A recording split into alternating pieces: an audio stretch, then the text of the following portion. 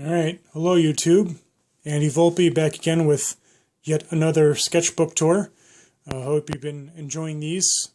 As I've mentioned before, this is kind of a weird thing for me to do. I know a lot of YouTube artists out there do this. But it's kind of weird for me because a lot of these are personal thoughts and notes, and it's kind of like a journal. So this is kind of a weird thing for me to show off stuff that is either never intended to make into full artwork, or ideas that never go anywhere, ideas that are just kind of weird or just kind of pop in my head. It's also a travel log, so you're going to see a lot of just handwritten notes of lectures and places I've been, things like that. But for me too, because I don't go through these quite nearly as often as I should, these are ways for me to kind of go back in time and see to where I've been, what I've done. So this is book number 5. This was given to me from Caroline Bigelow, my girlfriend. Had this nice cover on it. And book number 5, about 2013, 2012, around there. Deadpool, that should be an Iron Man, that should be an indication of what I was thinking about. Ghostbusters, I was at that comic book store. Friendly Neighborhood Comics down in Franklin, Mass. With my brother.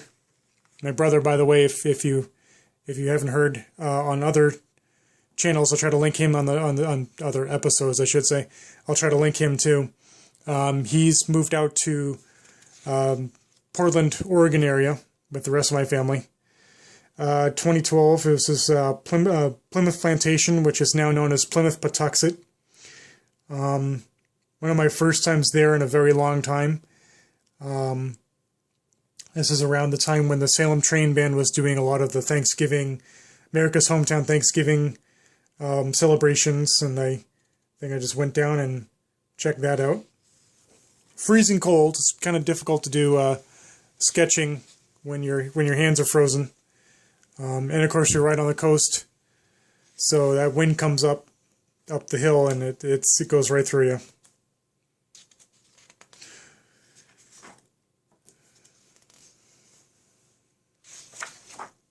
I'm not good at people, so you saw one of the villagers, one of the interpreters there working on something, and I'm not going to pretend to be a good person drawer. Some artists have it, some don't. Some ideas for print racks and things for when I was going to art fairs, displays and how to make things better instead of just print racks or piles of prints everywhere. This is at Union Station. This window here is on the inside. The Start on the Street is a fantastic organization. It used to be maybe a block long. Couple years before 2012. It's now expanded to like almost 3 blocks of artists on Park Ave. It's gotten huge, and they've got a Start on the Street Spring Edition. They had a Start on the Street Summer Edition. They had a Start at the Station at Union Station, which is Christmas, the holiday season. I really liked going to that show, but it's juried, and I had not been able. I got in like year after year for like 3 or 4 years, and then I had not been able to get in for the last couple of years, and I think they've just been changing stuff around. I think my artwork needs to change a little around too, to have more holiday themed stuff. That's enough of that. Another view. By the time I graduated college in 2000, they were renovating Union Station, which was a horrible, horrible wreck, a hulk of itself. Now it's fantastic. Now it's a fantastic landmark in the middle of Worcester, back to its former glory. Visual Arts Center at Mass Audubon in Canton had an owl exhibit.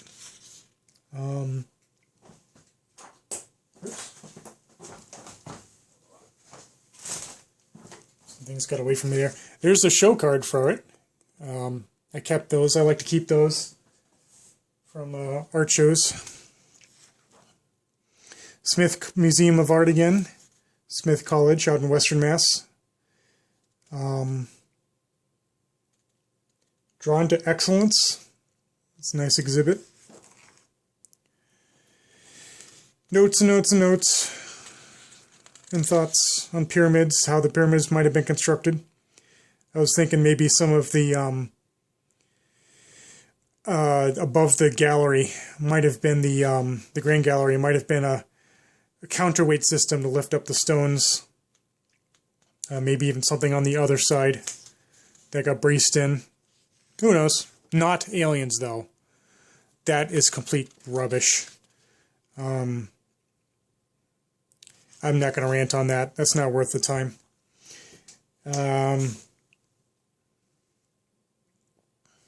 Through the Wormhole. What the heck was this? Some exhibit I went to. And I was thinking of silly ideas of raptors or owls holding burins for like a, I don't know, like a logo or a seal. I don't know. Goofy ideas. The Old State House Museum had an exhibit with the Ancient and Honorable Artillery Company. It was closed. They were renovating it at the time. This is 2013. Notes. This guy was in the Old State House Museum. Had a hook on it, which was really weird. Nobody quite understood what that was about. That was apparently one of the muskets at, I think, Lexington and Concord. One of those, if I remember right. Worcester Art Museum, back again. Contemporary American prints. Some ideas that got inspired out of that. My sister Elaine, who has been out in Portland for about 10 years now, she runs her own creative and marketing firm called Keel Creative, K-E-E-L. And MFA, she came out and visited us. So we went out to the MFA and put it around. They had this Art Deco and Art Nouveau exhibit. So they had this really crazy desk. I just thought that was interesting. Mount Holyoke Museum of Art, Mount Holyoke College, had a ancient Roman exhibit, including Piranesi, so he comes back into it. Thought that was interesting. Yeah, there's Piranesi. One of the title pages of one of his works. He did some trompe-l'oeil work on his things. The Mount Holyoke sponsored a lecturer from the Archaeological Institute of America. So naturally I went out there. They were talking about these terracotta bottles that have been found, or these bottle-like shapes, and they think it was like a building Lego set sort of thing for domes and things. That was pretty interesting. The Archaeological Institute had a number of lectures. Hopefully those will come back after pandemic. Talking about all sorts of construction methods and just a ton of notes. And this guy is one of my favorites in the Higgins Army Museum collection. This is a Roman legionary belt buckle with an attached concentric circle motif plate. They were not willing to, at the time, call this Roman. They just called it, bronze piece from the century, from the first century. But I recognized it immediately. So, but they didn't want to change it at the time. I don't really remember what the deal was. Anyway, some notes on that. Another lecture from Paul Kenworthy at the Leominster Public Library. He went back and was talking about various aspects of the American Civil War. I had forgotten he's been there twice now, and I had forgotten about that.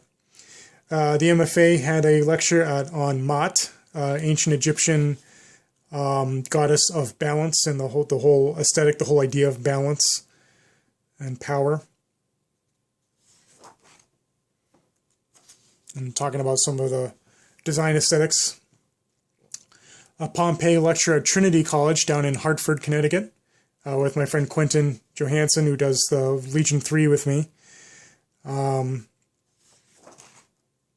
We go to these lectures, we hang out, and then we say, like, we introduce ourselves. Yeah, we do this Roman Legion group. Back at the Visual Arts Center, back to the Only Owls exhibit, some more notes. I found out about the Woodson Art Museum out west. Maybe someday I'll submit an artwork to one of their wildlife art shows. I always get intimidated. I don't think I'm good enough. Some of the owls that were there I thought were really cool. I'm not sure what that was. Oh, there was an alphabet linoleum cut challenge with the Museum of Printing back when they were in North Andover. They were going to do a very large-scale steamroller printed alphabet that was organized by my good friend Katie Corrigan.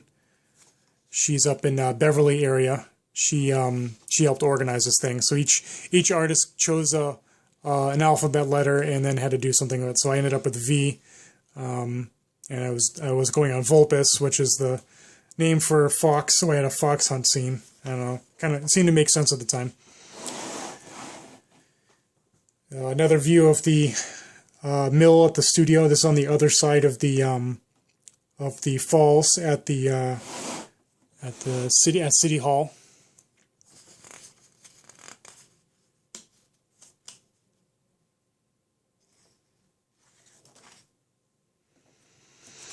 I finally got down into Colonial Williamsburg with Caroline.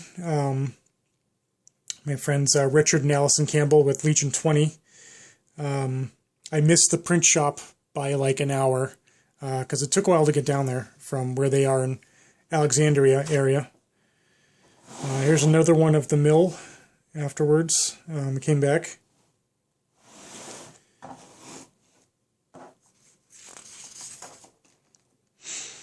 The samurai exhibit of the Mueller collection came to the MFA, and that was mind-blowing of their collection. If you remember a few sketchbooks ago, I went to the Metropolitan Museum of Art, and they had their samurai exhibit from stuff from Japan.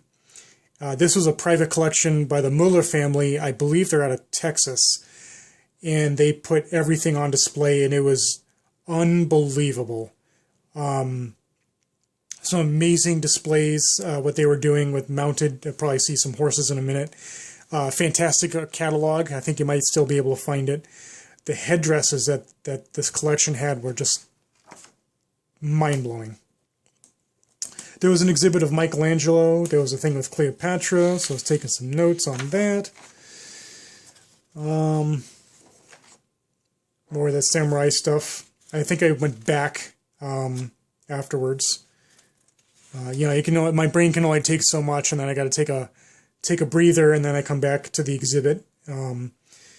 Hopefully that the way of doing that can come back after pandemic. We can go back to the ability to do that instead of timed. Who knows? They had I think 4 or 5 armors on horse mannequins, and the horses had armor and saddles and things too, and that was just incredible. So badass. That's what I felt about that. Back at Higgins Army Museum, this is the last year. So this is one of the last presentations done by Hurstwick with Dr. Bill Short and some of their members. Outlook Park in New Salem, Massachusetts, looking down at Quabbin Reservoir. This is an S2F tracker, just the cockpit at the New England Air Museum in Connecticut at Windsor Locks at Bradley Airfield. Very highly recommended. I'm an aviation nerd. They now have an F-104 Starfighter, one of my favorite fighter jets in military aviation history. I am so happy they have one, and they're working on getting the cockpit available to see when they have their open cockpits, which is what I think I was there for that day. You can sit inside one, and that would be fantastic. There's a slightly different angle. Fascinating fighter aircraft. And probably my favorite of the Century Series fighters is the F-100 Super Sabre. Both the Connecticut Air Guard and the Massachusetts Air Guard, Connecticut right out of Bradley Field, and Massachusetts out of Barnes in Westfield, both operated the F-100 as an attack aircraft. And they both retired them in the same year I was born, when they transitioned to the A-10 Warthog, which is my other favorite aircraft. So there's something new you know about me. Some more ideas from the studio of curlicues and things like that, probably going back to the Fibonacci sequence. Worcester Art Museum remastered exhibit was firmly planted in.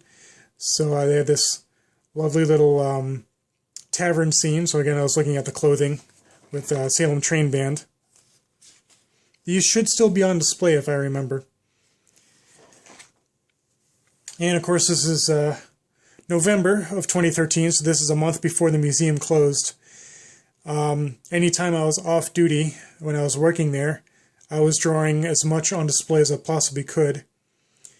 And these are the polearms that were on the walls just before they got taken down, because they had to get conserved and they had to get transferred over to the art museum. So more notes as I possibly could. Kusei, which are these, or glaives, as they're also known. Some incredible, intricate etching and engraving work. I don't think John Higgins really appreciated that as much as he probably should have. Some more glaives, or fauchades, as they're sometimes called. Ramsards, Runkas, they go by a whole bunch of names. Corsica, these forked polearms, lances, the infamous American Confederate bridle cutter from the American Civil War that the Confederacy used for an extremely short period of time. I really don't know that much about them. I don't think anybody really does. It's kind of a mystery weapon. It's more of the really fancy work that Higgins had enough sense to collect and preserve. A lot of these are now back on display or in the display drawers in the medieval wing of the gallery of the Worcester Art Museum. So some of these you can still, they're back on display. You can see them now. Some of them are not yet. Some of these were deaccessioned.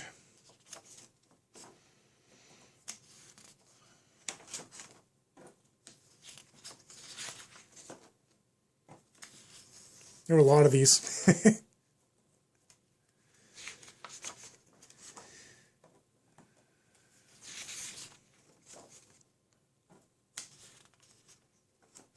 There's plenty of YouTubers out there like Lindy Beige and Matt Easton, Scholar Gladiatoria, who do talkie head presentations on polearms and weapons and things like that. So, but if there's anything you want me to babble on about, I'm happy to do that. Just got to let me know in the comments section and give a like, subscribe, all that stuff.